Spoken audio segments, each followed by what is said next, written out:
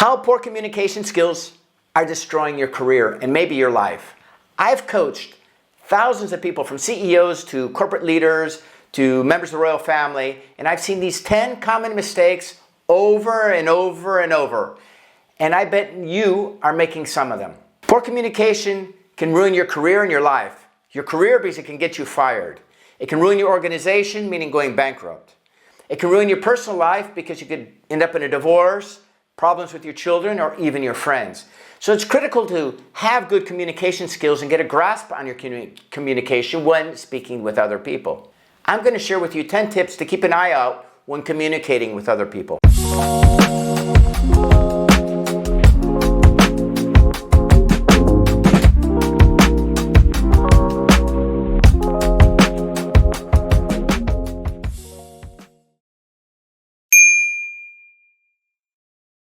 The first one is not fully listening to the other person. This means that you're playing with your phone, or you're distracted, or thinking about other things while they're speaking to you. This creates an enormous problem because what happens is people feel that you don't really care what they're saying, or that they're not important. They don't feel recognized. They don't feel valued. And how do you think they're going to relate to you, and how they're going to associate their emotions to you? Well, they're not going to be positive. So that's one of the biggest pitfalls that I see people coming across all the time. And they don't realize how important it is. The second thing is thinking you know what the person is going to already say. So you interrupt them and you come out with something, and chances are you're wrong. Or you've understood part of the message, but you haven't completely understood what they are talking about. So it's really important to listen actively and listen concisely and critically to what people are saying with their mouths and what they're saying non-verbally. Now let's take a minute. If you're getting value from this video, smash that like button, subscribe, or contact me directly for more information if I can help you with your communication skills. As I said before, number 3 is interrupting people before they finish. I'm guilty of this myself. I do this sometimes, or I really have to force myself to bite my lip because I want to interject something. You know, in Spain, it's common when people are having dialogue or having a conversation, both people speak at the same time, and nobody's listening to anybody. And then you wonder why things don't get done right, or there's so many misunderstandings, or things are quite chaotic here in Spain.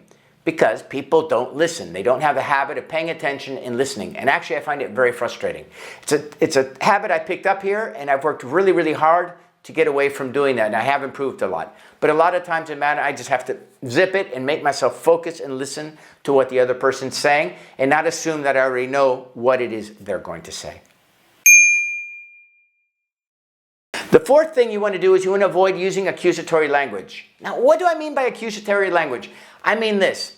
If I say I versus you, so if I say, you always don't take the garbage out, you always are late when you come, this is accusing the other person of something, right? So there's better ways of dealing with it, where you could say, I feel, I'm usually very busy, and I really appreciate when people can be on time. It sounds much nicer. We can give you another example of that. Let's just say you come to somebody and you're really annoyed because you feel that they don't listen to you, right? So rather than say, you never listen to what I'm saying, which is accusatory, it'd be much more effective to say something like, from what I see, I have the feeling that you're not listening completely or completely understanding what it is I'm trying to communicate to you. Maybe you could repeat back to me what you understood that I just said. The difference here is I'm taking them off the hot seat, but I'm still communicating the same message much more effectively. Number 5, there is a caveat to using the pronoun I and you. If you're telling a story, it's much more engaging for the listener to use you. Now, this would be a positive story. So if I were to say something to you like this, when you get on the airplane and you know you're flying off to Hawaii for a 2-week vacation in the sun, you feel so excited as you sit in the airplane. And then when you finally arrive, after all those hours, you land on the tarmac.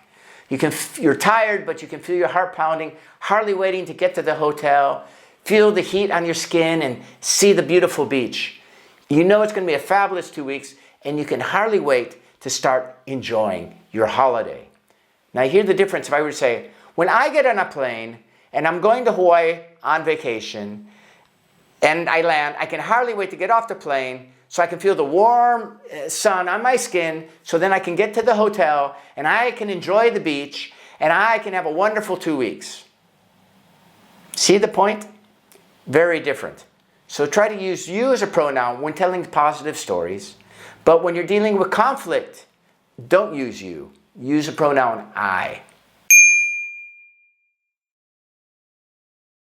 Number 7. This is about feedback. You see, delivering feedback in the wrong way can really damage a relationship, demoralize or demotivate an employee, and really be damaging. You need to know how to give feedback, how to deliver it. Sometimes you need to know when to deliver it. And this requires what they call emotional intelligence. And emotional intelligence we'll talk about in a moment.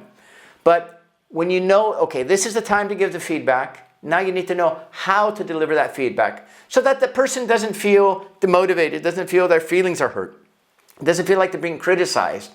You want them to feel like you're trying to support them and you're trying to nurture them and make them better at what they do, not that you're trying to criticize them or put them down. That's the big difference between giving good feedback and giving bad feedback. If you're interested more on how to give valuable feedback, contact me and see how I can help you become an expert in giving feedback. Now let's take a minute. If you're getting value from this video, smash that like button, subscribe, or contact me directly for more information if I can help you with your communication skills.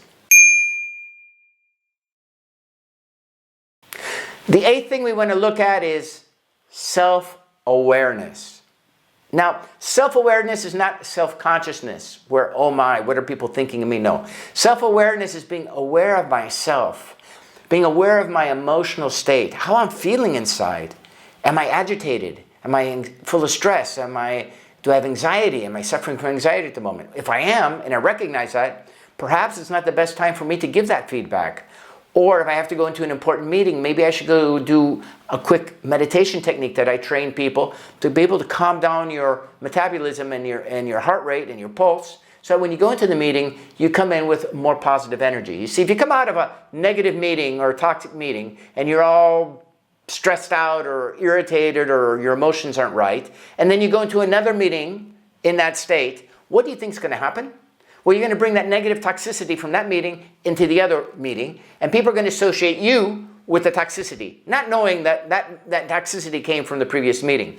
But it's up to you. You have the responsibility to deal with that stress and bring that stress down, because it's your body and you can deal with it. But you need to be smart enough to do this. And let's say go to your office or find a quiet place, do some breathing exercises, or practice one of the techniques that I teach in order to calm yourself down so that when you go in the next meeting, you'll be that much more productive, that much more influential, that much more persuasive, that much more likable, and get those promotions, salary raises, and recognition, and get noticed in the corporation so you can climb the corporate ladder.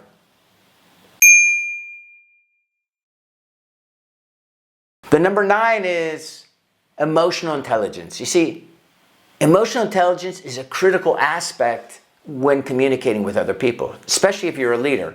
But even if you're not a leader, emotional intelligence is being able to read the other person where they're feeling. So you're communicating a message to somebody. Let's say we'll use feedback, or it's a complicated conversation. Maybe there's a disagreement. And you want to read how the person is dealing with it.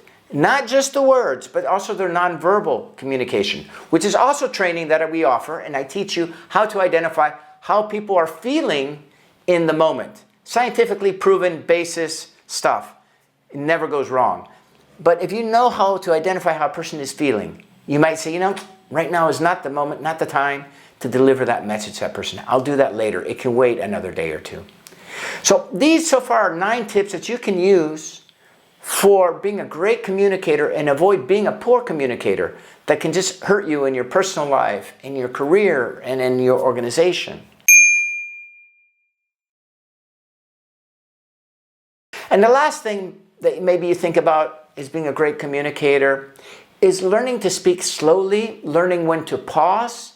There are things called dramatic pauses. These are all really useful in public speaking, but they're also useful when I'm speaking to you. You see, there's techniques I can use with my voice to influence the way people feel in any given moment. Actors know this very well when they're communicating to an audience, whether it's on camera or a live theater. These are all things that will make you a much more powerful communicator, a much more likable person, a much more likable parent, and all around have a much happier life, a much more peaceful life with less conflicts and dramas and stories and mysteries that you don't understand why you have these conflicts and dramas and things like that. Because many people, let's face it, they go around the world thinking, this happens to me and that happens to me and poor me and why is this happening and the other thing. A lot of times it just comes down to poor communication skills. And poor people, they're not even aware that their communication sucks. So to get more training and more information about how to become a better communicator, all you need to do is click the link below, contact me, and see how we can help you become a fantastic communicator. And that's whether you're looking for learning how to negotiate, you're looking for sales training, you're looking for public speaking training, you're looking for how to disagree successfully, in other words, conflict resolution. Maybe you're looking how to do job interviews, whether you're being the interviewee or the person doing the interviewing.